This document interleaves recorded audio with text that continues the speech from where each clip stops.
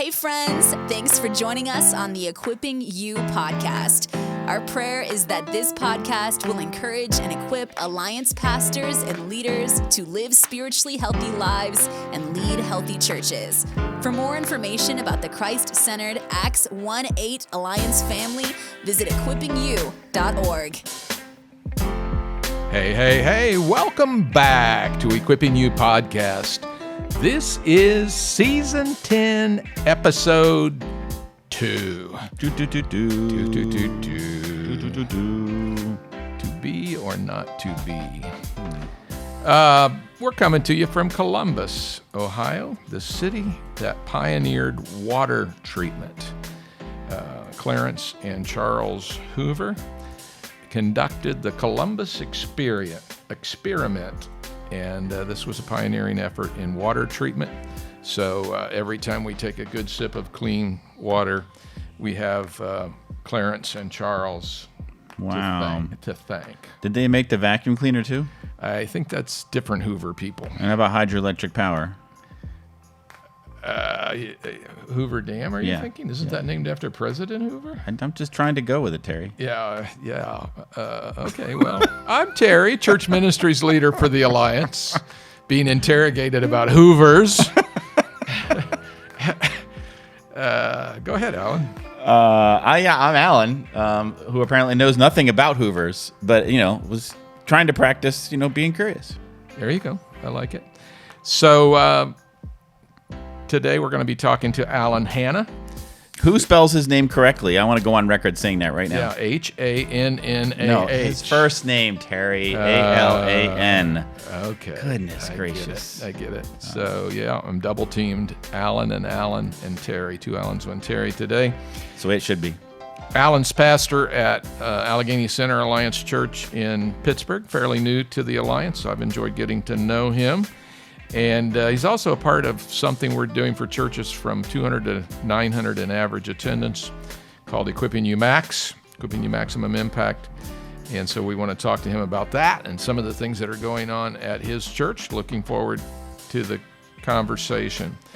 So grab yourself this comes from Kirk Schneeman in Toledo. Grab yourself a dang butterscotch root beer.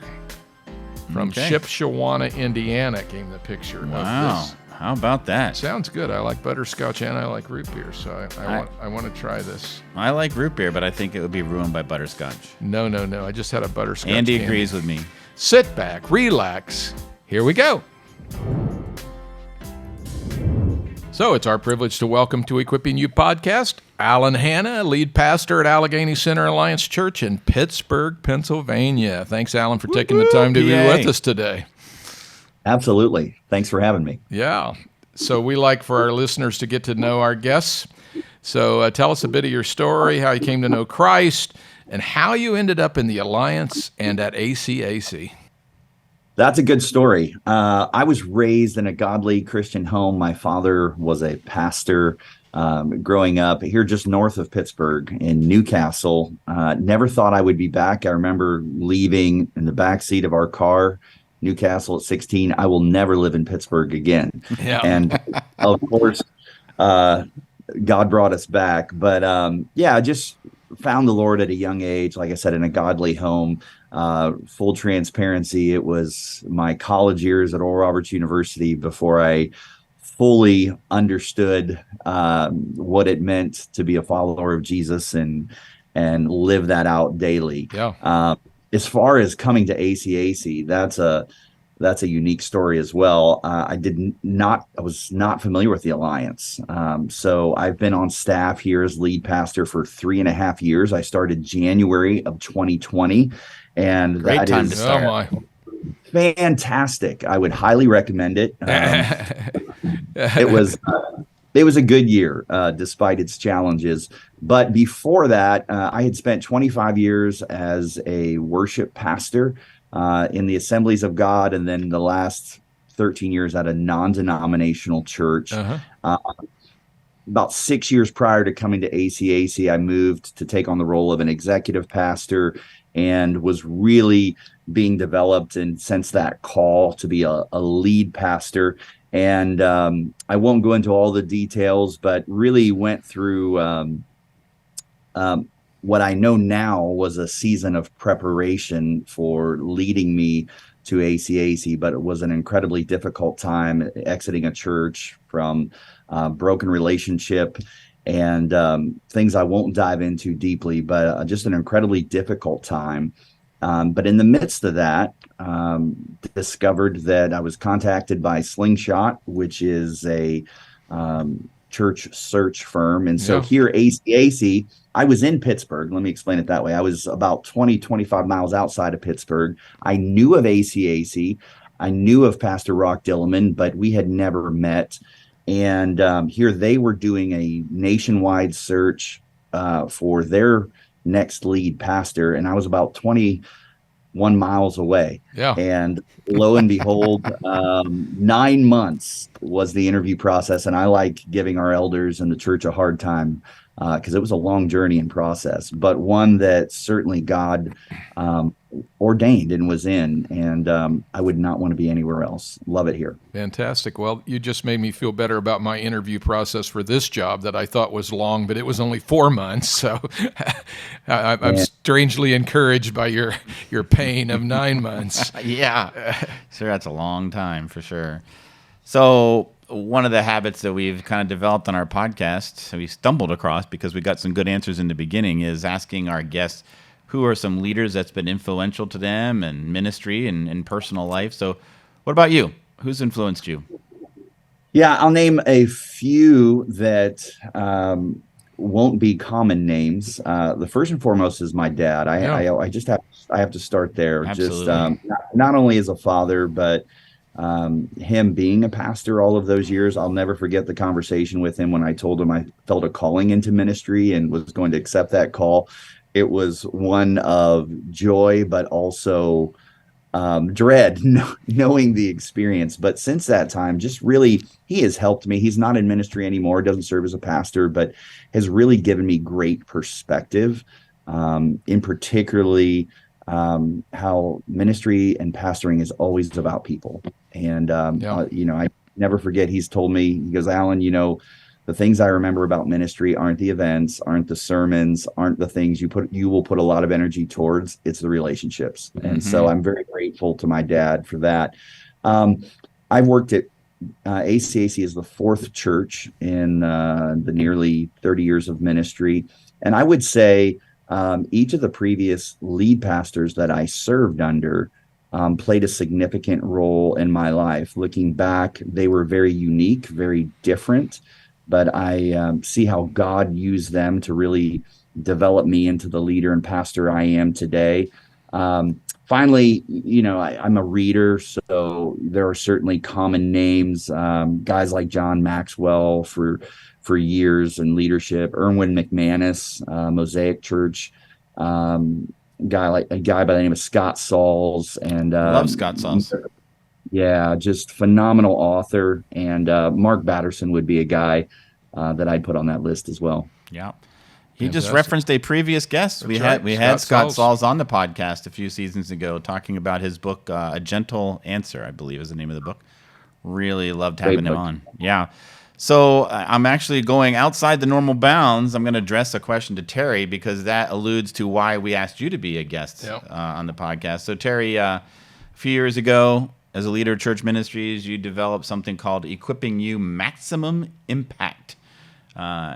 Tell us what this is about, and that'll help us get to know Alan as well. Yeah, well, it was birthed in the president's office in Colorado Springs, for one thing. As we were having one of our regular meetings one day, he began to talk to me about our churches. We had 900-plus group that gathered, but what about the churches below that level?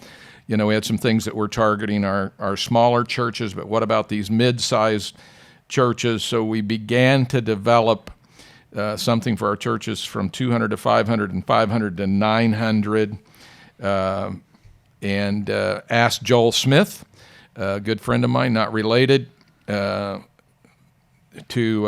be our dean and kind of develop the tracks to run on. And so we developed this 3-year cycle. I should say, by the way, that Orchard Alliance on the shirt here, funded this with a grant, continues to fund it with a grant. And so, all of these participants in EquippingU Maximum Impact, or we like to call it EquippingU Max, all they got to do is pay to get to wherever we're having this annual event, and the rest of their costs are covered. So we do it on a 3-year cycle. There's 3 things that we're focusing on each year in the gathering and in the coaching cohorts that are a part of this thing. 3 traits of a church that's we believe is going to advance the kingdom. And those actually parallel with the peak traits, for those of you who are familiar with peak. And so this kind of got delayed a little bit by COVID, but kicked it off in Omaha in November of 2021. We were in Dayton in 2022 at Fairhaven Church, and in this November we'll be at ACAC with Alan. So we've had probably 70 people or so at the annual gatherings, and as we'll talk about later, room for more. And if you're a church of under 200, you are not left out, because we also do EquippingU Dynamic Influence, which is a web-based training, equipping session, and you can tap into that as well. So we have something for everybody, Alan. Yeah, it sure sounds like it. So, Alan Hanna, back to you. You are one of our coaches for EquippingU Max. Tell us about the 9 essential elements of church health, 3 each year that are the focus, these peak elements.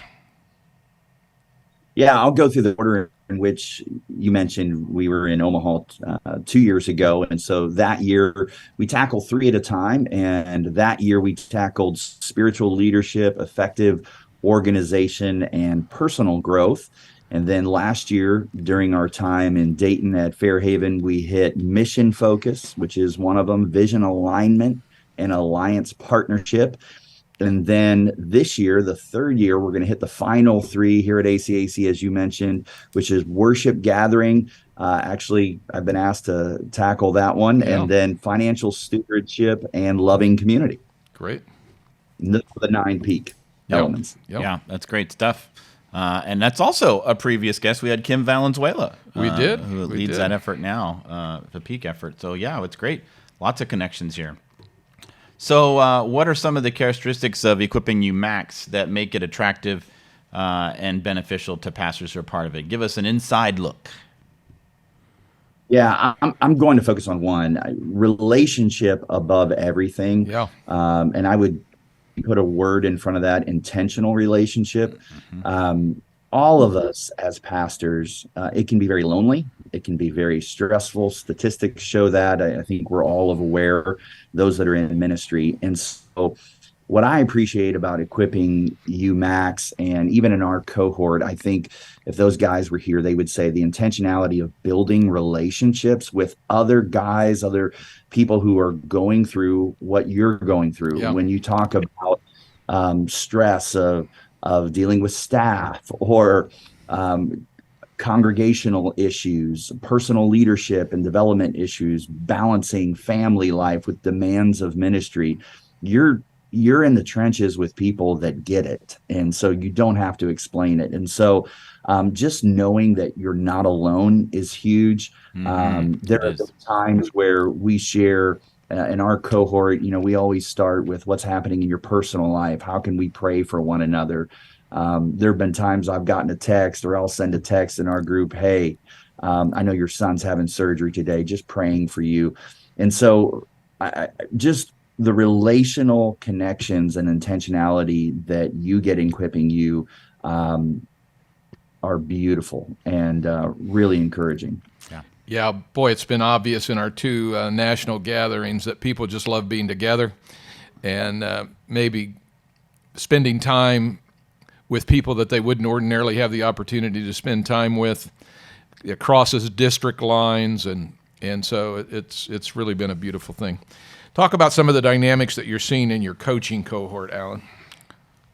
Certainly.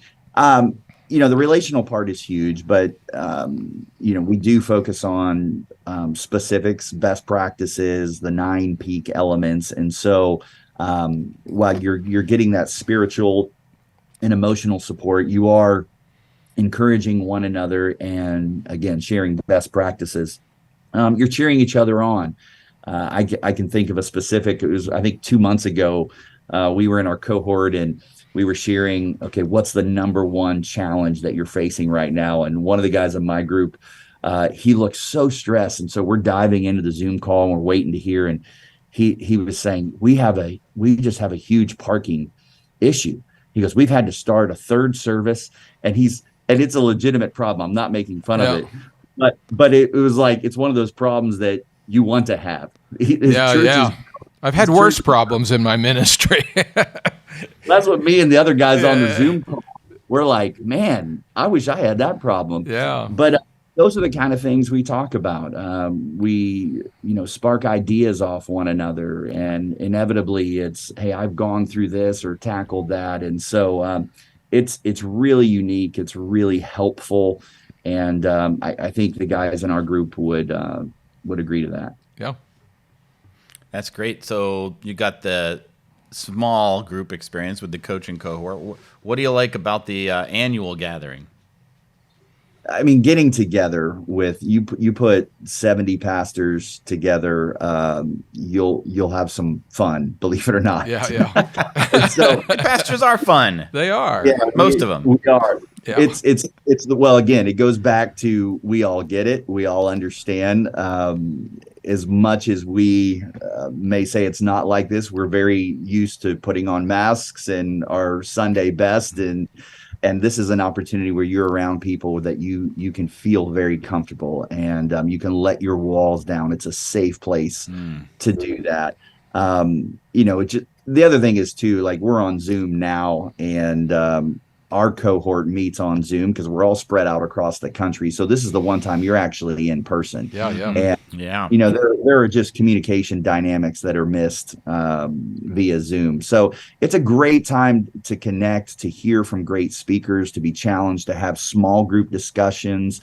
One of the things I really appreciate too is seeing the unique church context. You mentioned we were at Mark Ashton's church in Omaha, David Smith in Fairhaven. Those two churches are very different. Come November, being here at ACAC, we're in a unique context, very different than Fairhaven and Community. But even it's great for me walking through down the halls, seeing how they do signage, seeing worship space, students, kids, parking lot issues, all of those things, regardless of your context. You're going to walk away going, oh, I never thought of that before, or I can take that back home and put it in uniquely in our home church context. Yeah, that's good. So Terry, it's time for another question for you then. Yes, sir. This sounds like an inviting thing to be a part of. So how can pastors be a part of it?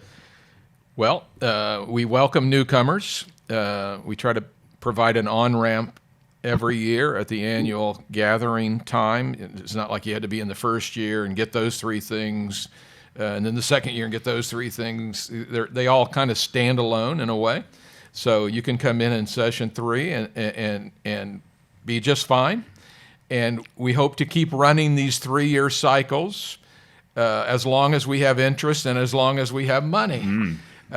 So if you're interested, in your church that's average attendance is 200 to 500 or 500 to 900. If you're a little bit below 200, we'd be okay with that. Contact your district superintendent and have him submit your name to me, and we'll get you on the list and get you in there. So, the guys that have been a part of this really love it. And I think of a pastor from Washington, PA, who found out one of his buddies was going to be in it and said, hey, Terry, can I get involved in this too? And I said, absolutely. And he's just been, profusely grateful for the opportunity. So we'd love to have you as a part if you fit the description, and contact your district superintendent. That's great. So, Alan, you're pastoring, apart from EquippingU, Max, you're pastoring in urban Pittsburgh. your church has intentionally stayed in the urban area rather than heading to the suburbs. What are some of the challenges of urban ministry, and what do you love about urban ministry? So this is a 2-hour podcast, correct? Yeah. Keep going, man. Joking. Let me address that in a couple ways. There are practical challenges, and then there certainly are what I would say spiritual or even philosophical challenges. So practically speaking, our church is on 2.3 acres, as you mentioned, in the heart of Pittsburgh City, Pittsburgh here on the north side. Yep. It's an urban context. We have just under about 2,000 people that worship on a weekend, and we have 75 parking spots. Wow. And they should all fit in that. Get them to carpool. Well, and I would say, our congregants come in, we have some that walk here. We have some that maybe rather bike here that live fairly close, but then we also have people that come in from the suburbs of Pittsburgh. And so you've got people coming into the city. If you're not familiar with Pittsburgh, we've got several tunnels, which can be challenging from a traffic standpoint. So again, these are real practical challenges, but 2.3 acres. And there are things that happen, especially during the summer. Pittsburgh Marathon is a pretty big marathon. It always happens in May. And the race always runs by one of the streets of our church. Yeah. And I can't remember if it was this year or last year, but at one point we're doing construction, which we may talk about in a minute. Yep. So we had on a weekend where we have 4 services, 2,000 people coming in. We had a road that was closed beside our church because of the race, and there were other roads in the city that make it were possible tough to get in. We had construction happen that, again, the city had the road shut down. We had 75 parking spots, and we had construction. And I mean, we made it about as impossible as we could for people to come to church, but people do it. Taylor Swift was here, I think it was like 3 weeks ago on a Friday and Saturday night. And I mean, there are cars parked everywhere, people going to the concert and then people trying to come to church. So there are always those challenges. And we look at it, you can fight it, or you can embrace those challenges and say, this is our city, this is our community, and yes, we can choose to love them. And we're like two blocks away from PNC Park where the Pirates play. A little further is Heinz Field. So on a Sunday afternoon, as we're letting out of church, you'll see Steeler jerseys walk by, and so we just choose to embrace it. We choose to love those that maybe going to a ball game or concert instead of church, and we just hope that by even a short interaction that we have, they're going to see Jesus in that. Yeah. Some of the challenges, we're a very diverse congregation. Our mission is to follow Jesus in diverse community. We first and foremost, we follow Jesus. We're not a diverse community following him. Following Jesus is first and foremost. Amen. However, we understand that we do that in a community that is made up of, we're diverse ethnically, generationally diverse, socioeconomically diverse, and even politically. So you can imagine in an urban context, next year's an election year. I've asked our elders for a year sabbatical. They did not. A smart man. Good try. Because we have Democrats in our church. We have Republicans in our church. Yep. We have an older generation that wishes we would sing hymns every week, and then a younger generation that wants this. Again, the socioeconomic differences in our church is very challenging, and so that plays out in a myriad of ways. We received new members last week, and I always tell them when they join our church, and I remind our congregation, if you're looking for a comfortable and convenient church, ACAC is not it. Yeah. At some point, you're going to be inconvenienced. At some point, you're going to be uncomfortable. But I believe when you read Scripture, God hasn't called us to be comfortable or convenient. Yeah. Yes, that is true. Yeah. That is true. So you referenced actually some construction that made it difficult to make sure people really wanted to be there. Anyhow, tell us about that construction. What's it all about? It's not just a building. It's very specific in purpose.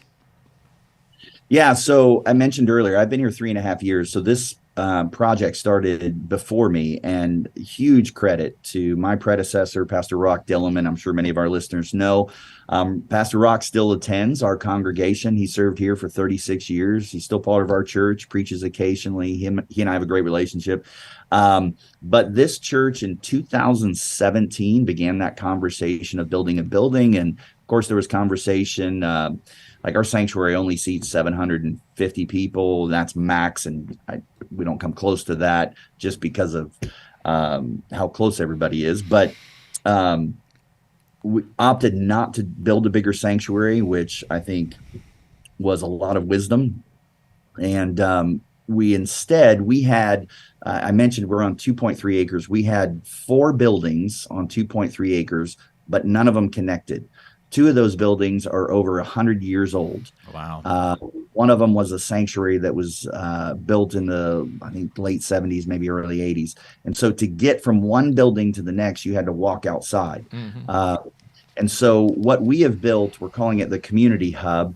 It is a hub in one sense that it connects all 4 of those buildings. It is a hub in another sense, hence the name Community Hub, because we believe it is going to be a door, an even greater door to our community. It's going to be a building, and we talk about this a lot. It's a tool. That's all it is. It is a tool. Mm-hmm. But it's a tool that's going to allow us to be the church Monday through Friday, not just on Sunday. We're putting a coffee shop in there that'll be open 7 days a week with playground equipment. So we're right next to a park. So it's going to be a place that's open, safe place where mom and dads can bring kids, college students can come and study. People who work at the hospital across the street from us at AGH can come in and get a good cup of coffee before they go into work. And we just believe it's going to spark great conversations for those who don't want anything to Jesus, don't know they need Jesus. But we believe that it's just going to open doors to engage in meaningful conversations and for them to experience the love of Christ in ways maybe they haven't experienced before. Love it. And the building is a tool. Seems to dovetail a lot with the vision of relocating the national office and what we're doing in the multi-purpose development. Does. Sounds very similar. It does. Well, Alan, we want you to know that we're glad you're a part of the Alliance family. And I love being a part of the Alliance. Yeah. It has been a joy. Really has. Yeah, great. So I've enjoyed meeting you and getting to know you, and you've led worship at our Resonate one year, and been a part of EquippingU Max, and so just really a privilege to keep getting to know you better. So thanks for taking the time to be with us today and sharing your heart. We appreciate it. Yep. Amen. Thank you, guys. Really appreciate Alan, that the other Alan, even though he's new to the Alliance, is interested in being part of the broader Alliance family. He's not just interested in local church, but he's interested in investing in other pastors, which he's doing through EquippingU Maximum Impact. Well, I mean, he's not so new. Between the two of us, we average 19 years of Alliance experience. You're so funny. No, seriously. I am very grateful for the way he's leaning in. Yeah. I mean, less than 4 years, already involved in EquippingU Max, already led worship at Resonate. Yeah.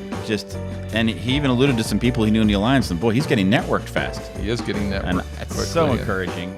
So thrilled, actually, that he referred to several previous guests on EquippingU. He did. And that's really encouraging as well. But, I just really, there was an air of humility and graciousness about him that I really enjoyed. Yeah. He's a man who is humble and comfortable in his own skin, and that's what it takes to follow somebody like Rock Dillman, who was yes, for sure, and that Rock's still in the church. That's a tribute to both Alan and to Rock. It really is. It really is. So Alan talked about in the Community Hub that they're building good conversations happening. Yeah, and that's our theme next time on episode 3 of season 10. Heather Holloman will be back with us talking about conversations and a book that she's written on conversations. So we'll have a conversation about conversations. That sounds like a great conversation. It does. So hope you'll join us next time. Until then, keep the faith. Thanks for joining us on this episode of the Equipping You podcast. If you liked this episode, please consider subscribing and sharing it with a friend. For more information about this podcast and other ministries of the Alliance, visit equippingu.org.